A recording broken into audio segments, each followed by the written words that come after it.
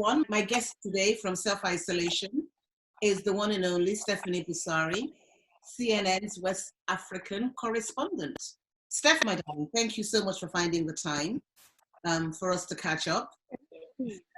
We thank God for tech. At least with tech, we can do these continuous. I love this. I mean, I've celebrated so many birthdays and caught up with, I have a video chat with my mom every day. So yeah, this is the tech.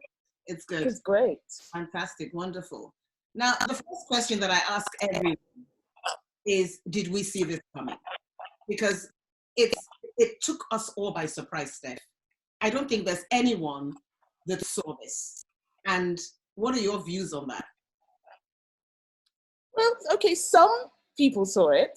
Perhaps they didn't see it to the extent that we are suffering now, but certainly President Obama talked about this, or talked about preparing for a pandemic post-Ebola in 2014. And also Bill Gates famously talked about a pandemic and described in detail in his TED Talk in 2015. So there have been lone voices talking about, we need to prepare for a pandemic. We need to prepare for a pandemic. But they've not been perhaps listened to as much as we should have listened to them. Yes. And you know, it's happened before. We had the Spanish flu in 1918. We had H1N1 in 2005, I think. I can't recall the dates. But so we've had precursors to this. So it's not a massive shock, but I think this is the first time that it's kind of been a global impact. So Ebola happened in West Africa, and you know, it was contained. But this is like the first kind of global pandemic in our lifetime. You know, so that's the surprise element, I think. Yes, they spoke about it. Bill Gates spoke about it. Obama spoke about it. Even President George Bush spoke about it. I came across something where he spoke about it earlier on today. But we didn't seem to know when it was going to strike. Nobody saw it coming when it came, come December, come January 2020, right? We didn't, no matter how much we prepared for it, we didn't see it coming at that time. No. And, you know, you're right. It's massive shock, massive surprise. You know, I mean, when I started hearing about, first it was called the Wuhan virus, you know, early on, in your mind, you think, oh, okay, it's over there. It's not coming to us, so it's far away. And it just escalated so quickly, didn't it? And, you know, but that's the thing about things like this. One must prepare. It's important to prepare so that you're not caught off guard. And, you know, I hope the lessons are learned. We must prepare. Healthcare must be invested in. We must make sure that we're equipped. Now, people are fighting over ventilators and face masks and PPE equipment. The face mask. Yeah. You know, I'm always going to have face masks in my house now, for sure. But what are your views on how the world, I have 3 questions in one. What are your views on how we've dealt with this globally, how the continent of Africa has dealt with this, and how Nigeria has dealt with this? Yeah, so it's been kind of varying degrees of reactions. You know, some countries have very quickly locked down and said, no, we're not going to allow this to take root. Some countries obviously were quite slow, and, you know, there was a bit of, oh, it's over there, it's just a flu, don't worry, you know. I'm not going to name names, I don't want to get in trouble. You know, I think Nigeria, you know, as you know, I went to the isolation center in Lagos and spoke to the Lagos Health Commissioner. So the one thing that we had in our advantage was that we had prepared. We had been through Ebola, and we had learned lessons from Ebola, and we quite quickly contained the spread of Ebola. So there was a very aggressive response from the Nigerian authorities, the health ministry and the NCDC, who's been doing an amazing job, and Lagos State Ministry of Health with the governor and the response, that they had a very, very rapid response to this.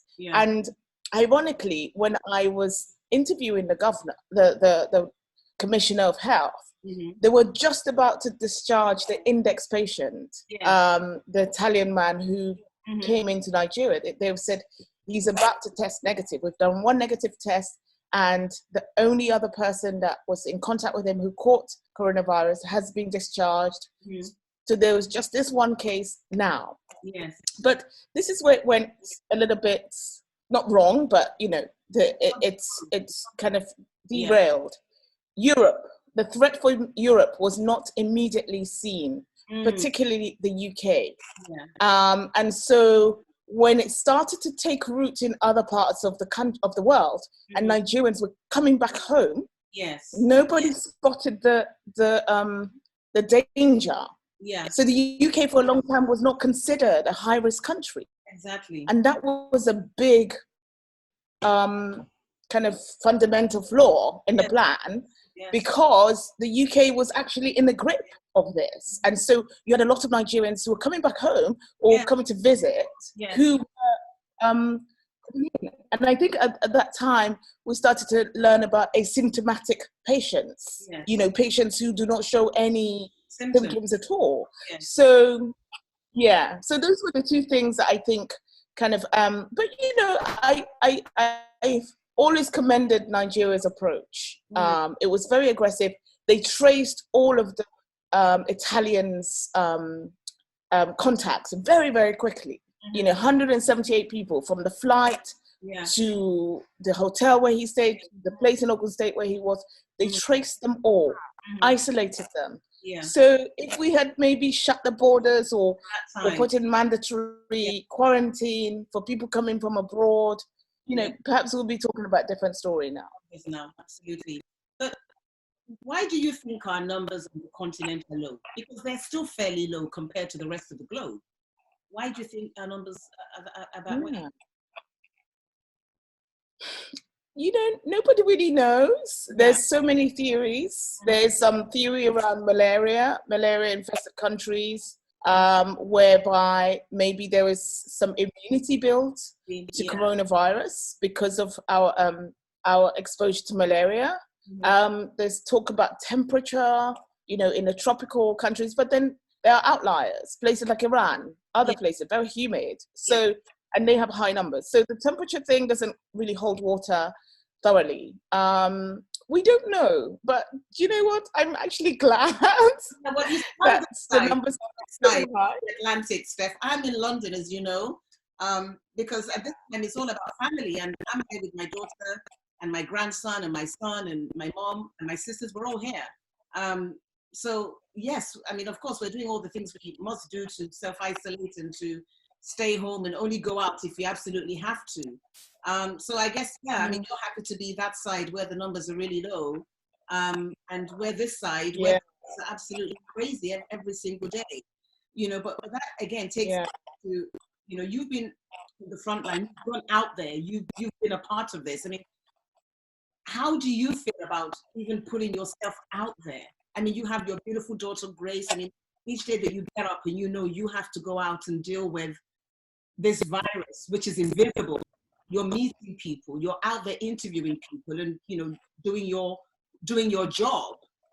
I mean, it's an occupational hazard for you to be involved in any major crisis like this. How have you been able to deal with that?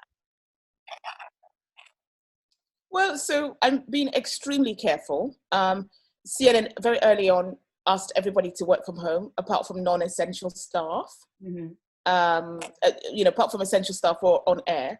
And actually, most of our correspondents and anchors are now reporting from home, from, you know, from their parts of their home.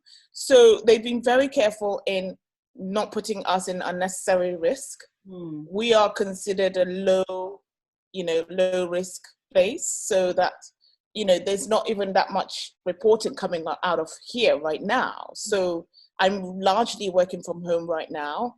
Any interviews I do are very, very contained, within a contained space, very small numbers of people, you know. So during the lockdown, we went out to see what Lagos is like right now in a lockdown. But, you know, I don't want to expose myself unnecessarily.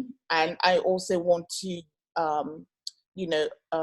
keep obey the social distancing and the lockdown regulations, because I think it's very important. Yes. The key thing for us is prevention.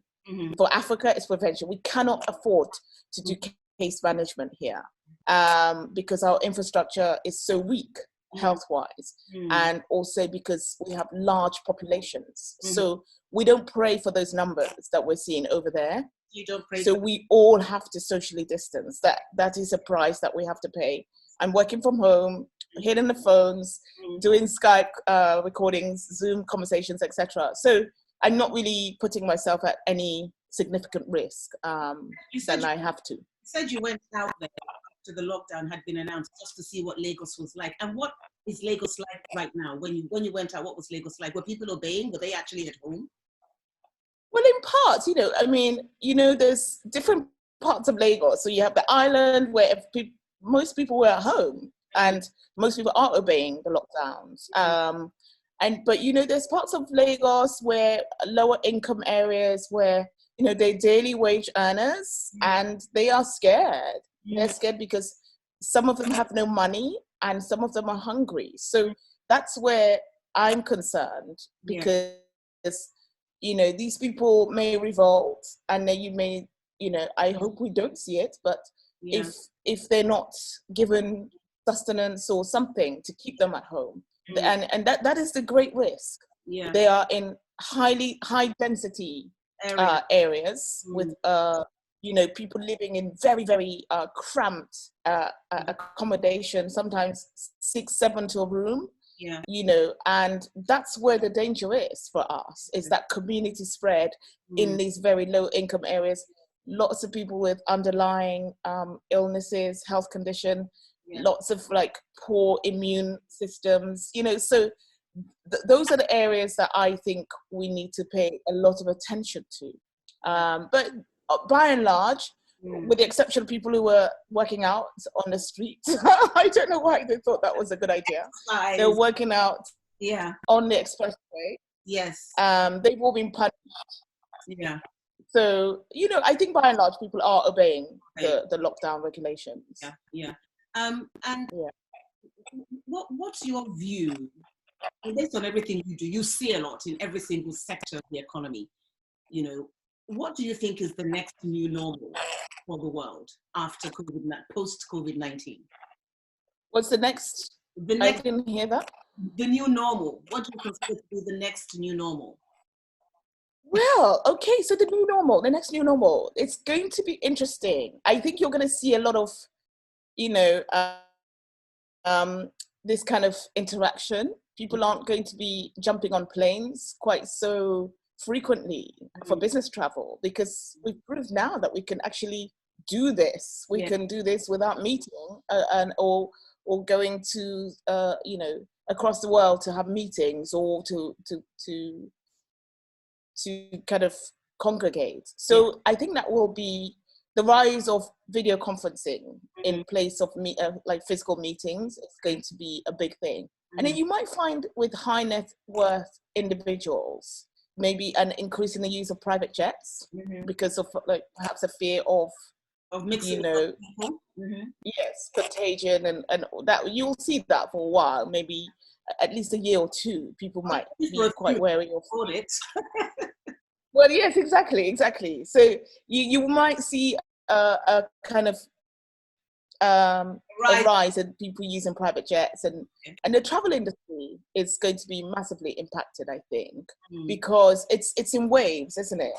I don't think it's all going to disappear at the same time from each country. So you find that in Southeast Asia, China, parts like that, they're coming out of it, but some of us are just going into it, into the worst of it. So travel industry, hospitality, all of these industries will be massively impacted. And then also, I hope we learn the good lessons, because, I've connected with my daughter more. I'm working from home, really taking my responsibility as a parent very seriously now. And the connections, talking to friends that I haven't talked to in years, that human connection has become so important, and I hope we don't lose it. I hope we keep it going, and that should be part of a new normal. a respect for nature. You know, like whilst we'll be indoors, like the nature has been regenerating. You know, the canals in Italy are now blue. I mean, they were in Venice. The Venice Canal were brown and like so dirty for a long time. And, you know, that's blue again. And clearly there's some sort of regeneration going on with nature. Yes, absolutely. Now, as a news correspondent, how much news should we be watching a day? I mean, I have friends that are fixated on sending me 1 million messages. It's as if they're living through to the TV, like everything that's coming off CNN or BBC or whatever. Oh, I'm like, yeah, I know. Yeah. So some people are just basically feeding off every single thing that's being said. In your opinion, how much of that should we be consuming on a day-to-day basis? Should we be glued to our TV screens 24/7, finding out what's going on, or what do you suggest we do to catch up on the news? Yes, you should watch CNN 24 hours a day. No, that's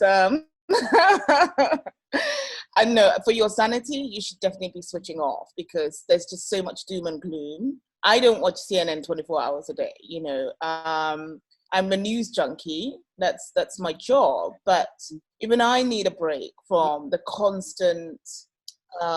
You know, it's bad news. There's so much bad news out there.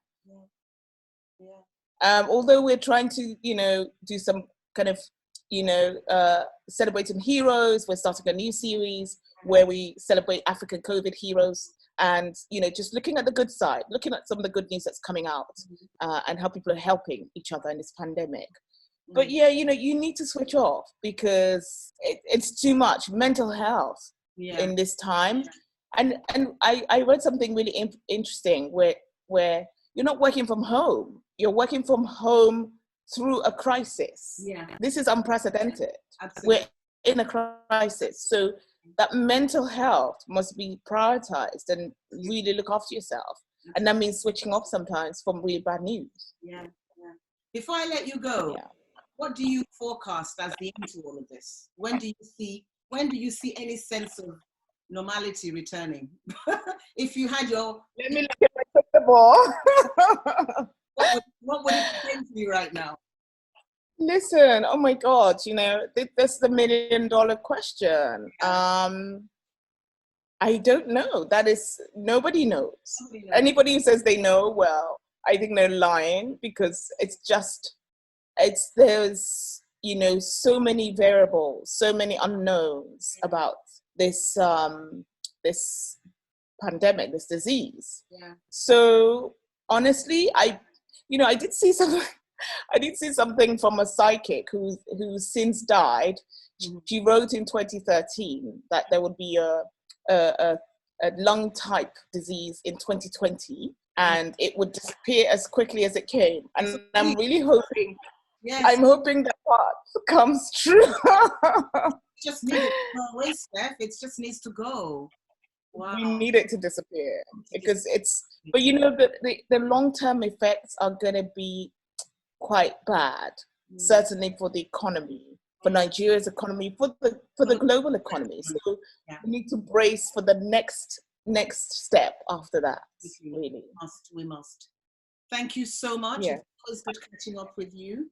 Love you lots. Love to you. And thank you for having me. And you know, look forward to seeing you post all of this. Thank you so much. Much love. Mwah. Thanks. Thank you. Bye for now. Thank you. Take care. Bye.